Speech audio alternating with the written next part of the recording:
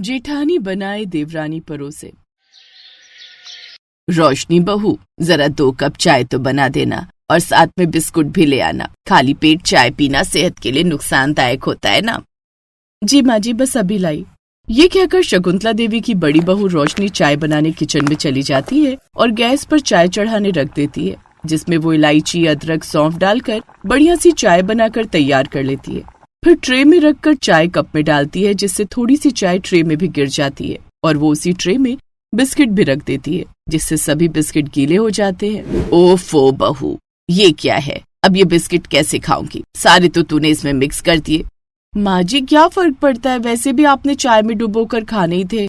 आप तो शुक्र मनाओ कि आपकी आधी मेहनत कम हो गई। ये अपने आप ही इसके साथ मिक्स हो गए हैं। ये बहू भी ना जाने कब सुधरेगी, कब बंद होगी इसकी बेकार की ये हरकतें। रोशनी शकुंतला देवी की बड़ी बहू थी, जो कि खाना पीना तो बड़ा अच्छा बनाती थी, लेकिन उसे परोसने का सलीका उसमें बिल्कुल भी नहीं था। ऐसे ही एक दिन रोशनी का देवर गगन काम से घर लौटता है। भाभी, जल्दी से खाना लगा दो ना, बड़े जोरों की भूख लगी है। बस 5 मिनट देवर जी, आप फ्रेश हो जाइए, मैं तब तक खाना परोस देती हूँ। लो, आपके भैया भी आ गए। आप दोनों जल्दी से फ्रेश होकर डाइनिंग टेबल पर आ जाइए। कुछ देर बाद सभी डाइनिंग टेबल पर आ जाते हैं और रोशनी उनके सामने खाना परोसती है। ऐसा खाना जिसे देखते ही उन सबका मुंह टेढ़ा हो जाता है। सबसे पहले तरी वाली सब्जी परोसी हुई थी, वो भी थाली के बीचों बीच, और फिर रोटी को सब्जी के ऊपर रखा हुआ था। फिर उसके ऊपर अचार और सलाद। तरी वाली सब्जी में रोटी बुरी तरह भीग चुकी थी। ये देखकर सास बोली, बहू, ये कैसा गोबर जैसा खाना परोसा है? इसे देखते ही आधी भूख तो ऐसे ही मर गई। माँ जी, अब आपने ऐसे भी तो रोटी को सब्जी और अचार के साथ ही खाना था, तो ऐसे ही खाओ या वैसे, क्या ही फर्क पड़ता है? आखिरकार पेट में जाकर तो सब मिक्स हो ही जाना है। बहू, तू खाना तो अच्छा बनाती है, लेकिन परोसते वक्त ना उसका गुड़ गोबर कर देती है। और क्या बहू, खाने को जितने सलीके से सजाया जाए उस खाने में उतना ही मजा आता है। माँ जी, मुझे तो ऐसे ही परोसना आता है। अब खा लीजिए, नहीं तो ऐसा ना हो रोटी ये सारी तरी सोख ले, फिर आपको सब्जी भी ना मिले। सास की बातों का भी रोशनी पर कोई असर नहीं होता। ऐसे ही समय बीतता है और एक रोज रोशनी के देवर के लिए अलीशा का रिश्ता आता है। फिर संडे वाले दिन वो सभी अलीशा के घर जाते हैं, जहाँ ढेर सारे पकवान उनके सामने बड़े ही सुंदर तरीके से परोसे गए होते हैं। वाह, इसे कहते हैं डेकोरेशन। देख तो सब चीज कितने अच्छे से सजाई है। देखते ही मुंह में पानी आ गया। तभी लड़की की माँ लता बोलती है, बहन जी, ये सब मेरी बेटी ने अपने हाथों से लगाया है। जब सजा ही इसने इतने अच्छे तरीके से रखा है तो बना तो और भी अच्छा लेती होगी। वाह बहन जी, बड़ी गुणवान है आपकी बेटी। अब अलीशा भी सबको पसंद आ जाती है और फिर कुछ दिन बाद गगन और अलीशा की शादी हो जाती है। फिर शादी के अगले दिन, छोटी बहू, आज तेरी पहली रसोई है, तो जो भी तुझे बढ़िया सा बनाना आता है वो तू बना कर ले आ। और बड़ी बहू, तू तब तक घर समेट ले, शादी में सारा घर फैला पड़ा हुआ है। जी माँ जी। अब जेठानी घर की सफाई में लग जाती है और छोटी बहू अलीशा घर का खाना बनाने में। अलीशा रसोई में जाती है और खाना बनाने लगती है। 15 से 20 मिनट में उसका खाना बनकर तैयार हो जाता है, लेकिन उस खाने की डेकोरेशन में उसे पूरे 2 घंटे लग जाते हैं। वाह वाह, इसे बोलते हैं खाने की प्लेट। कितनी खूबसूरती से खाना परोसा गया है कि देखते ही दिल करता है सारी प्लेट चट कर जाऊं। कितना सुंदर डेकोरेट किया है। अब कम से कम हमें वो गोबर की तरह दिखने वाला खाना तो नहीं खाना पड़ेगा। देख बड़ी बहू, ऐसे करते हैं खाना सर, सीख कुछ अपनी देवरानी से। हमारे तो भाग खुल गए जो ऐसी बहू अपने यहाँ आई। ये सुनकर जेठानी का मुंह बन जाता है, लेकिन जैसे ही वो सब उसके हाथ का बना खाना मुंह में डालते हैं तो उनकी सारी उम्मीदों पर पानी फिर जाता है। क्या हुआ माँ जी, आपका मुंह क्यों उतर गया? तभी ननद धीरे से बोलती है, छी माँ, ये क्या है, इतना कच्चा पक्का खाना? अरे बेटी, वो आज नई बहू पहली बार इस घर में खाना बना रही है ना, तो थोड़ा नर्वस हो गई होगी। ऐसा हो जाता है कभी कभार नई दुल्हनों के साथ। आज बिना कुछ कहे खा लो, नहीं तो उसे बुरा लग जाएगा। तुझे पता है, मैंने तो घबराहट के मारे अपनी पहली रसोई में अपनी सास को जले हुए पराठे बनाकर खिला दिए थे। अब सभी नाक सिकोड़ते हुए वो अधकच्चा पक्का खाना खा लेते हैं, लेकिन अगले दिन भी जब अलीशा खाना बनाकर लाती है तो वो सर्व तो बड़े ही सुंदर तरीके से करती, लेकिन उसका बना हुआ खाना कच्चा ही रह जाता, जबकि वो खाना बनाने में सबको 2 घंटे लग जाते। और अब सबको मन मार कर वो खाना खाना पड़ता है। शकुंतला जी, आप तो कह रही थी नई बहू के खाने में 19-20 का फर्क हो जाता है, लेकिन ये तो 19-20 नहीं बल्कि 5-20 का फर्क निकला। कोई स्वाद ही नहीं है इसमें तो। अरे नहीं है, कुछ दिन में सीख जाएगी। अब रोज बनाएगी तभी तो सीखेगी। अब अगले दिन से खाना अलीशा ही बनाने लगती है। छोटी बहू, आज तू खाने में कटहल की सब्जी और रोटी बना ले। जी माँ जी। अलीशा खाना बनाने के लिए रसोई में चली गई। ये अलीशा खाना बनाने में 2 घंटे लगा देती है, लेकिन फिर भी इसका खाना कच्चा ही रहता है। आखिर ऐसा क्या करती है 2-2 घंटे तक कि फिर भी खाने में कोई स्वाद नहीं होता। आज चल कर देखती हूँ। सास रसोई में जाती है जहाँ अलीशा ने झट से मसाला बनाया और उसे पूरी तरह भुने बिना ही कच्चे मसाले में कटहल डालकर उसमें मिर्च डाल दिए। बहू, तूने तो 15 मिनट में खाना बना भी लिया। हाँ माँ जी, खाना तो मेरा 15 मिनट में ही बन जाता है। वो क्या है ना, बस डेकोरेशन में मुझे 2 घंटे लग जाते हैं। 2 घंटे? अरे भाई, खाना ही डेकोरेट करना होता है, पूरा घर नहीं। अब समझी, इसलिए तेरा खाना कच्चा पक्का रह जाता है। माँ जी, आप मुझे डिस्टर्ब मत कीजिए और डेकोरेशन करने दीजिए। तभी रोशनी आकर अपनी सास से धीरे से कहती है, और खाइए माँ जी अपनी छोटी बहू के हाथ का बना खाना। आप ही तो कह रही थी कि देखते ही दिल करता है पूरी प्लेट खा जाओ। तभी जेठानी के बेटे अर्जुन के स्कूल से फोन आता है, जिसे सुनते ही वो सब जल्दी से अस्पताल भागते हैं। अर्जुन के पेट में स्कूल में काफी तेज दर्द उठता है, जिस कारण उसे अस्पताल ले जाया जाता है। देखिए, इस बच्चे को देखकर तो लगता है इसने कई दिनों से ठीक से खाना नहीं खाया, और जो थोड़ा खाया भी है वो इसने आधा कच्चा पक्का खाना खाया है, जिससे इनके पेट में इन्फेक्शन बन गए। देखिए, खाना हमेशा पूरा पका हुआ ही खाना चाहिए, नहीं तो ये हमारी सेहत को नुकसान पहुंचा सकता है। लेकिन अलीशा तो रोज उसको टिफिन बना कर देती है स्कूल के लिए, फिर ये भूखा कैसे रह गया? यस मैडम, लेकिन मुझे आज ही रोहन ने बताया कि ये तो अपने टिफिन से 1-2 बाइट खाकर उसे डस्टबिन में फेंक देता है। क्या? इसका मतलब मेरा बच्चा भूखा ही रहता था? बड़ी बहू, तू जानती है ना छोटी बहू कैसा खाना बनाती है, तो अर्जुन का टिफिन तो तुझे खुद बना कर देना चाहिए था। तुझे इस बात का ध्यान रखना चाहिए था ना।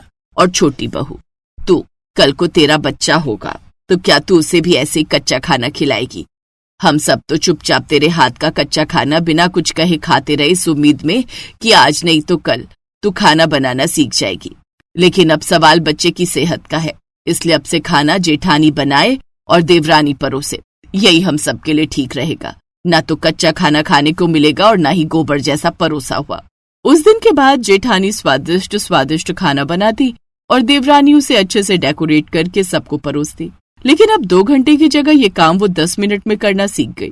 इस तरह से अब सब परिवार वालों को स्वादिष्ट खाने के साथ साथ अच्छी तरह परोसा हुआ खाना भी मिलता।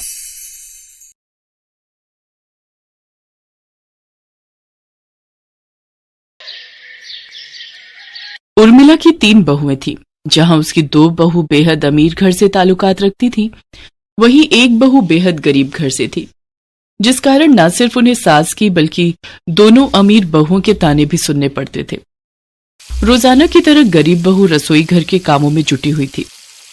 सोनल बहू, अरे ओ सोनल बहू, अरे ओ सोनल की बच्ची कहाँ मर गई? आई माँ जी।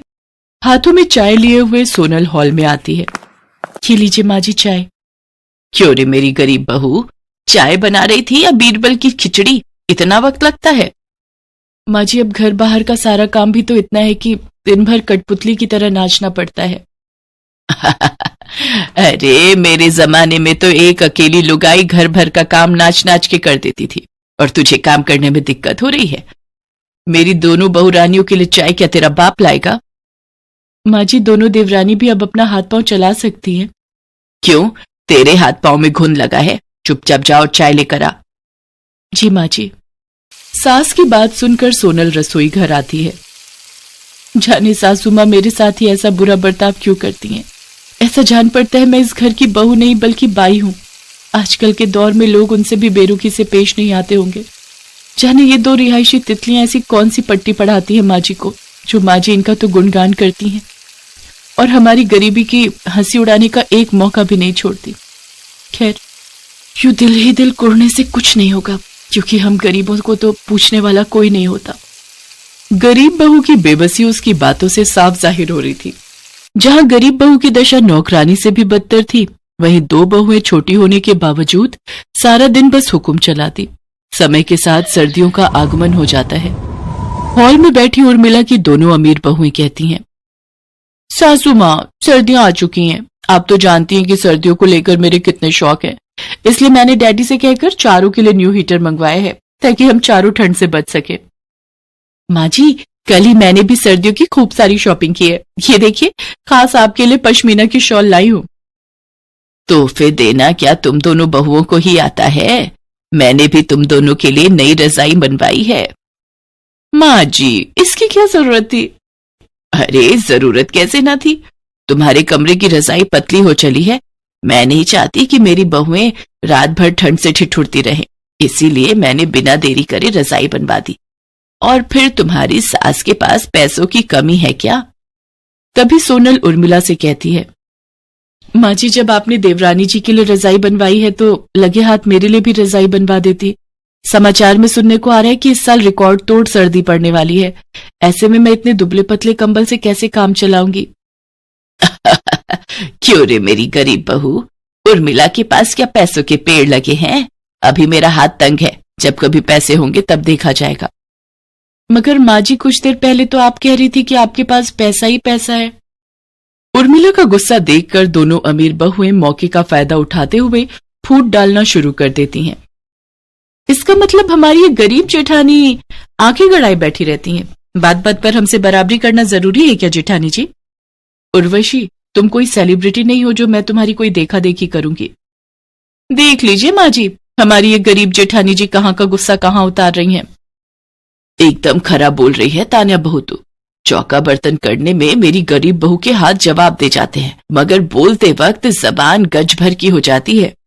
ऐसा कहकर उर्मिला चली जाती है और तान्या कहती है, हमारी सासू माँ की गरीब बहू, तुम चाहे कितने भी पापड़ बेल लो, लेकिन तुम हमारी जगह कभी नहीं ले सकती।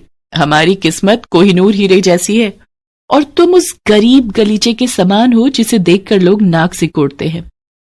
ऐसे ही कई सप्ताह बीत जाते हैं, जिसके साथ बेतहाशा सर्दियां बढ़ जाती हैं। जहां एक ओर अमीर बहुएं गद्देदार बिछौने पर भारी भरकम रजाई में मजे से सो रही थी, वहीं बेचारी गरीब बहू को सर्दी की सारी रात उस पतले दुबले कंबल में काटनी पड़ती है। अगले दिन सुबह होते ही सोनल फिर से घर के काम में जुट जाती है। इसके बाद जैसे ही वो बर्तन धोने के लिए किचन में जाती है तो ठंडे पानी से उसके हाथ कांपने लगते हैं। जिसके बाद वो अपनी सास के कमरे में जाती है, जहां पर उर्मिला रूम हीटर लगाए रजाई के अंदर बैठी होती है। तभी उर्मिला सोनल से कहती है, अरे बहू, इधर उधर क्या देख रही है? मेरे कमरे में चोरी करने का इरादा है क्या? माँ जी, मैं तो पानी गर्म करने की मशीन ढूंढ रही थी। सर्दियां बहुत बढ़ गई हैं, किचन के नल से बहुत ठंडा पानी आ रहा है, ठंडे पानी से हाथ जमने को हो रहे हैं। अच्छा, तो अब महारानी को बर्तन धोने के लिए गर्म पानी चाहिए? बिजली का बिल क्या तेरा बाप भरेगा? कोई मशीन नहीं मिलेगी, जल्दी से काम चोरी छोड़ और बर्तन धोने लग जा। इसके बाद खरी खोटी सुनाकर उर्मिला फिर से अपना पल्ला झाड़ लेती है और बेचारी गरीब बहू कड़ाके की ठंड में भी ठंडे पानी से ही काम करके गुजारा करती है। ना तो सोनल के पास स्वेटर होता है और ना ही शॉल। इसके बावजूद भी उर्मिला सोनल को ही बाजार सब्जी लेने भेजती है। लेकिन एक दिन उर्मिला की तबीयत खराब हो जाती है। उसके कराहने की आवाज सुनकर गरीब बहू जल्दी उसके कमरे में जाती है और कहती है, माँ जी, क्या हुआ? आप ठीक तो हैं? अरे, आपको तो बहुत तेज बुखार है। माँ जी, मैं अभी आती हूँ। इसके बाद सोनल किचन में जाकर काढ़ा बनाकर लाती है और उर्मिला को पीने के लिए देती है। साथ ही उर्मिला के सर पर ठंडे पानी की पट्टियां रखना शुरू करती है। सोनल कभी उसके हाथ दबाती तो कभी उसके पैर। सारी रात बेचारी सोनल बिना झपकी लिए अपनी सास की सेवा पानी में लगी रहती है। अगले दिन दोनों बहुएं अपनी सास के कमरे में आती हैं। गुड मॉर्निंग सासू माँ। गुड मॉर्निंग सासू माँ, क्या हुआ? आपका मुंह मरीजों जैसा क्यों लग रहा है? माँ जी की तबीयत कल रात से बहुत खराब थी, उन्हें तेज बुखार था। उर्वशी, चलो यहाँ से, कहीं हमें भी फ्लू न लग जाए।